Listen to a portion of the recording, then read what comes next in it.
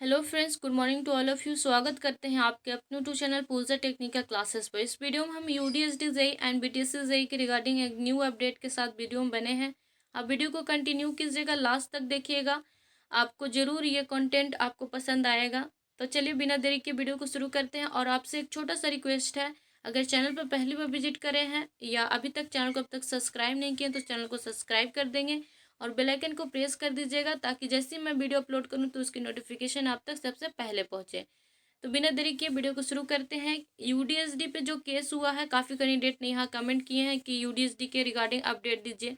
तो केस का क्या मामला है, केस किस मामले में हुआ है, केस को क्यों लंबा खींचा जा रहा है, पूरा डिटेल में हम चर्चा करेंगे। तो वीडियो में बने रहिएगा। और बीटीएससी के रिगार्डिंग हम इम्पोर्टेंट फैक्ट पे बात करेंगे, आप कंटिन्यू कीजिए।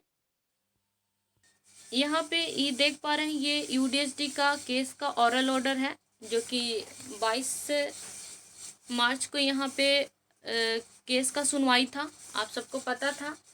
तो कोर्ट ने यहाँ पे ऑरल ऑर्डर जारी किया है, उसमें सारा बात लिखा हुआ है कि केस किस मामले में हुआ है और केस को लंबा क्यों। हम उसको पढ़कर आपको शॉर्ट में समझा देंगे बहुत ही कम समय में।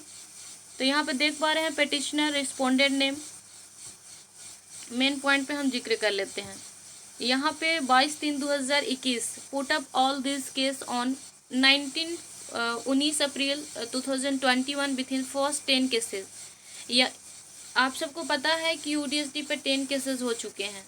जो केसेस पहले एडवर्टाइजमेंट निकला था, पहली विज्ञापन, और उसमें काउंसलिंग वगैरह सब कुछ करवाया गया था, उस पर भी केस हुआ था वो केस। और अभी फ़िलहाल जो न्यू विज्ञापन के सिरे से इस पर यूडीएसडी ने शुरू की और काउंसलिंग भी करवाया सब कुछ, और फिर यहाँ पे 2 केसेस हुए और पहले वाले केसेस मिलाकर सारे केसेस को यहाँ पे एक साथ अब जो है कि सुनवाई हो रहा है। इसलिए क्योंकि ये केसेस जो है हर दिन अलग अलग दिन पे सुनवाई था, तो यहाँ पे जो चीफ सेक्रेटरी हैं यूडीएसडी के, उन्होंने कहा कि सारे केसेस को इमर्ज कर दीजिए ताकि हम एक दिन आपको और काउंटर एफिडेविट दे दें और उससे आपको साफ यहाँ पे सारा क्लियर हो जाए। लेकिन इस चीज़ को फिर भी लंबा क्यों खींचा जा रहा है, आगे देखिए। लिखा हुआ है, it is to be noted here that in CWJC number 7090 of 2020, ये केस नंबर है। आप हाई कोर्ट का ऑफिशियल वेबसाइट पे ये डालिएगा तो आपको ये पूरा नोटिफिकेशन आपको वहाँ पे उपलब्ध रहेगा और वहाँ से भी आप इस चीज़ को डाउनलोड करके पढ़ सकते हैं। लिखा हुआ, when the court noted the submission of the petitioner on 14/9/2020 that the right petitioner have obtained 84.1% and 88.23% marks and their degree is recognized by the AICT. Yet they have been illegally and arbitrarily excluded from the zone of consideration. The court directed the respondent to fill counter affidavit. कहने का मतलब हो गया कि यहाँ पर 14/9/2020 को एक केस की सुनवाई थी। उन्होंने देखा कि 84.1% और 88.23% मार्क्स लाए हुए हैं कैंडिडेट, और ये जो है AICT से अप्रूवल भी है। एज पर यूडीएसडी के एडवर्टाइजमेंट के अनुसार ये कैंडिडेट एलिजिबल हैं, फिर भी इन लोगों को जो है यूडीएसडी ने इन्हें अवैध और मनमाने तरीके से बाहर रखा, जिसे कि कोर्ट को काउंटर एफिडेविट जमा करने को बोला गया कि आप जो है कि अपना काउंटर एफिडेविट जमा करें और बताएं कि आप किस जो है कि एडवर्टाइजमेंट को फॉलो कर रहे हैं और किस तरीके से आप बहाली को पूर्ण कर रहे हैं, जिससे कि कोर्ट को पता चला कि वो नए विज्ञापन शुरू करके बहाली प्रक्रिया पूर्ण कर रहे हैं। यानी कि जो आप सबको पता था रद्द हो गया था, रद्द होने के बाद जो है कि ये वैकेंसी को कुछ पोस्ट को रिड्यूस करके और नए विज्ञापन निकाल के इसको फिर से ऑनलाइन आवेदन लिया गया और इसको काउंसलिंग करवाया गया। यहाँ पे जरूरी ये बात है, यूडीएसडी ने यहाँ पे जो सुधारात्मक मतलब कि सुधार करके अपना एडवर्टाइजमेंट में, जो पिछले एडवर्टाइजमेंट में नहीं था वो इसमें सुधार किए और फिर से विज्ञापन नई जारी की और उन्होंने ऑनलाइन आवेदन लिए और काउंसलिंग वगैरह भी सब कुछ यहाँ पे हुआ। यूडीएसडी को कोर्ट में जो है इस बात को पुष्टि करनी चाहिए था कि वो जो है नए सिरे से विज्ञापन शुरू कर रहे हैं और फिर से आवेदन ले रहे हैं, और वो वहाँ पे नहीं किए, जिसके कारण जो है कि इस केस को लंबा खींचा जा रहा है। उनको पता मतलब कि ये था कि इस पे केस पहले से चल रहा है और वो नए विज्ञापन जब भी जारी कर रहे हैं यानी कि फिर से ले रहे हैं तो उनको एक बार कोर्ट को ज़रूर परमिशन लेना चाहिए था और उन्हें परमिशन ना लेकर के जिसके कारण जो है कि ये केस जो है काफ़ी कम जो है कि कॉम्प्लिकेटेड हो चुका है और ये थोड़ा लंबा खिंचाएगा यहाँ पे केस। यूडीएसडी को जो है कि पहले ही रद्द नहीं करना चाहिए था क्योंकि उस पे उस समय केस जो था एक केस 2 केस हुआ था और पीछे वाले जो केसेस थे वो ख़त्म हो चुका था जैसा कि आप सबको पता है। और उस समय उनको बहाली जो है रद्द नहीं करना चाहिए था। नए विज्ञापन सुने के तब हो सकता था कि अब तक की बहाली को क्लियर हो जाता, लेकिन ये बहाली अब ज़्यादा लंबा खिंचाएगा और जब भी इस जो केस कोर्ट का मामला है वो क्लियर नहीं हो जाता तब तक ये बहाली को पूर्ण नहीं कर सकते।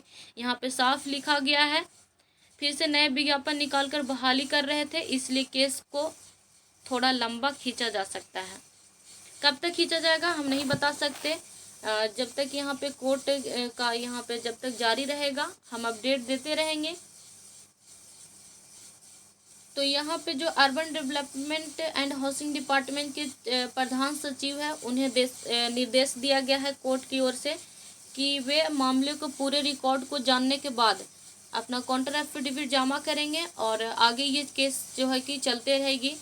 और इस बीच जो है कि जो रिस्पोंडेंट है वो विज्ञापन के लिए कोई भी कदम नहीं उठाएंगे, यानी कि जो भी अब इस पे होगा काम आगे जैसे कि फाइनल मेरिट लिस्ट वगैरह जारी होना था वो उस पर रोक लग गया है, अब वो नहीं जारी कर सकते जब तक कोर्ट ऑर्डर नहीं देगा।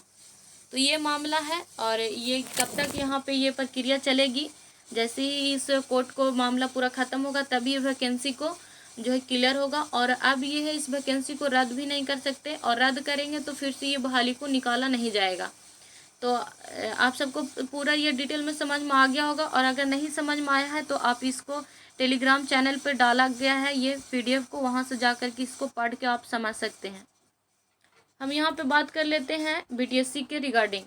BTSC में जो अभी अपडेट चल रही है यहाँ पे काउंटर एफिडेविट जमा करने का वहाँ पे भी मामला है।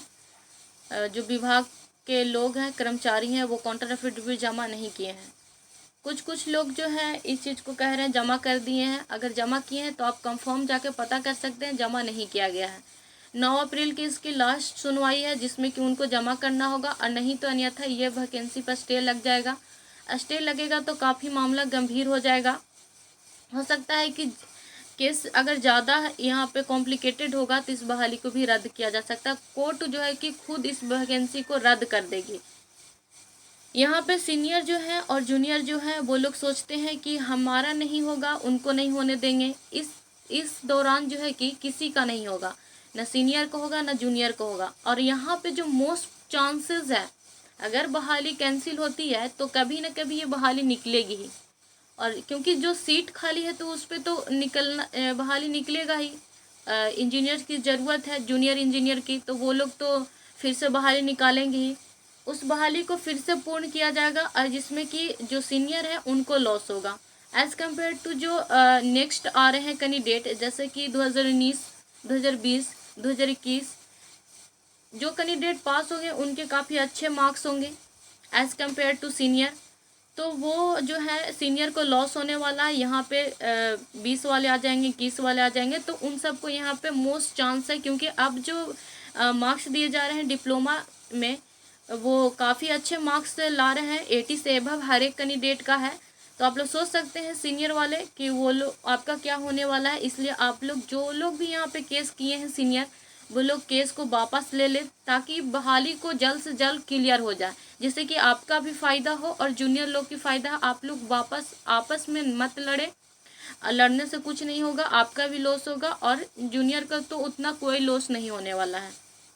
आप लोग इस चीज़ को समझ सकते हैं क्योंकि आप लोग ज़्यादा सीनियर लोग आप लोग ज़्यादा जो है कि आपके पास यहाँ पे सब कुछ है, एक्सपीरियंस है, सब कुछ है, तो आप लोग समझ सकते हैं कि क्या मामला है। एक तो बहाली आती नहीं और आई है तो उस पर आप लोग इतना केस कर देते हैं कि केस से ही उभर नहीं पाता विभाग, क्या करे, कुछ भी नहीं। ये सब कैंडिडेट का जो है कि ये है, आप लोग ही नहीं चाहते कि बहाली क्लियर हो, केस करते रहते हैं, लड़ते रहते हैं। तो इसलिए आप लोग समझे इस चीज़ को और बहाली को क्लियर किया जाए, नहीं तो आप लोग को यहाँ पे लॉस होने वाला है जो सीनियर लोग हैं। तो आप लोग समझ सकते हैं, आप लोग जो भी यहाँ पे हैं केस को जल्दी से जल्दी वापस ले लें, और चाहे जिस मामले में केस हो, और अगर वो केस से राइट अथी के लिए है तो ज़रूर उस चीज़ को सोल्व किया जाएगा। Thank you so much watching this video.